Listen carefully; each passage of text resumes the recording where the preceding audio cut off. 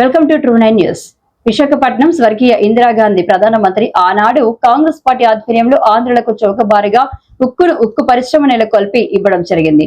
ఆంధ్రుల హక్కు, విశాఖ హక్కును ఇప్పుడున్న కేంద్ర రాష్ట్ర ప్రభుత్వం కుమ్మక్కై బీజేపీ పార్టీ కేంద్ర ప్రభుత్వం విశాఖ ఉక్కు ప్రైవేటీకరణను అదానీ అంబానీలకు విశాఖ ఉక్కును కట్టబెట్టడాన్ని వ్యతిరేకిస్తూ కాంగ్రెస్ పార్టీ రాష్ట్ర అధ్యక్షురాలు వైఎస్ షర్మిలారెడ్డి ఆమరణ నిరాహార దీక్ష చేపట్టడం జరిగింది. ఈ దీక్షకు సంఘీభావంగా సంపూర్ణ మద్దతు ప్రకటించిన ఏపీ కాంగ్రెస్ పార్టీ రాష్ట్ర ప్రధాన కార్యదర్శి పాచిపేట శాంతకుమారి. ఈ సందర్భంగా శాంతకుమారి మాట్లాడుతూ ఉక్కు ఉద్యోగస్తులకు సుమారు 5 నెలల నుండి జీతభత్యాలు చెల్లించకపోవడం చాలా దురదృష్టకరం. సుమారు 10,000 కార్మికుల కుటుంబాలకు వీధిన పడే విధంగా కేంద్ర రాష్ట్ర ప్రభుత్వం కాంట్రాక్టు కార్మికులకు సుమారు 2,000 మంది కార్మికులను విధుల నుండి తొలగిస్తున్నట్టు ప్రకటించడం చాలా దురదృష్టకరం. దీనిని కాంగ్రెస్ పార్టీ తీవ్రంగా ఖండిస్తున్నాం. కాంగ్రెస్ పార్టీ రాష్ట్ర చీఫ్ వైఎస్ షర్మిలారెడ్డి కాంట్రాక్టు కార్మికులు 2,000 మందిని వీధుల్లోకి తీసుకునే వరకు ఈ దీక్ష నుండి కదిలేది లేదని కేంద్ర రాష్ట్ర ప్రభుత్వాలకు హెచ్చరిక జారీ చేస్తూ కార్మికుల పక్షాన కాంగ్రెస్ పార్టీ ఎల్లప్పుడూ అండగా ఉంటుందని ఉక్కు కార్మికులకు కాంగ్రెస్ పార్టీ భరోసా ఇవ్వడం జరిగింది. తక్షణమే కేంద్ర రాష్ట్ర ప్రభుత్వం ఉక్కు కార్మికుల పట్ల వ్యవహరిస్తున్న కక్షపూరిత చర్యను విరమించుకోవాలి. కార్మికులకు పూర్తిస్థాయి భద్రతను, ఉద్యోగ భద్రతను కల్పించాలని, కార్మికులకు విధుల్లో తీసుకోవాలని ఆంధ్రప్రదేశ్ కాంగ్రెస్ పార్టీ నుండి డిమాండ్ చేస్తున్నాం.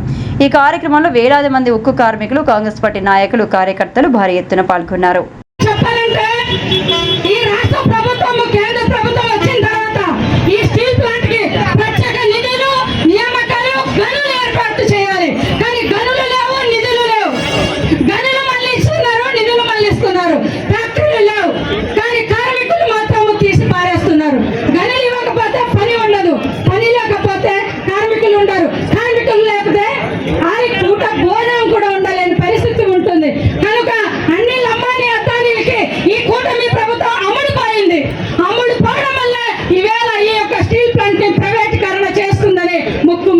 తెలియజేస్తున్నా.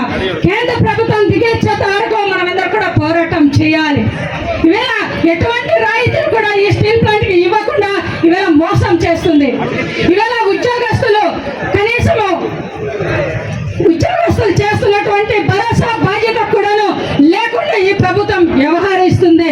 ఇవేళ చేస్తున్నటువంటి అంటే కాంట్రాక్ట్ బేసిక్ వాళ్ళకు ఇవేళ 2,000 మంది అంటున్నారు, ఇంకా 3,000 మందిని ప్రిపేర్ చేస్తున్నారంట. చూడండి, 3,000 మందిని ఏ విధంగా ప్రిపేర్ చేస్తారు ఒకసారి ఆలోచన చేయాలి. ఇవాళ షర్మిలారెడ్డి గారు కూడా కూర్చున్న తర్వాత కూడా ప్రిపేర్ చేస్తారా? అంత దమ్ముందా ఈ కూటమి ప్రభుత్వానికి, ఈ నాయకులకి అని ప్రశ్నిస్తున్నాం.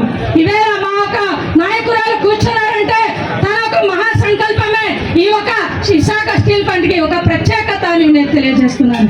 ఇవేళ మన యొక్క కార్మికులను రోడ్లో వీడిస్తే ఎవరు ఊరుకునే ప్రసక్తి లేదు. మేము కూడా రోడ్లో కూర్చుంటాం, ధర్నాలు చేస్తాం, బస్సులు ఆపుతాం. రాష్ట్ర వ్యాప్తంగా, దేశ వ్యాప్తంగా బంద్ చేయడం కూడా విశాఖ స్టీల్ ప్లాంట్ కోసం మేము ప్రాణ త్యాగాలు చేయడానికి కూడా సిద్ధంగా ఉన్నామని తెలియజేసుకుంటున్నాం. నేను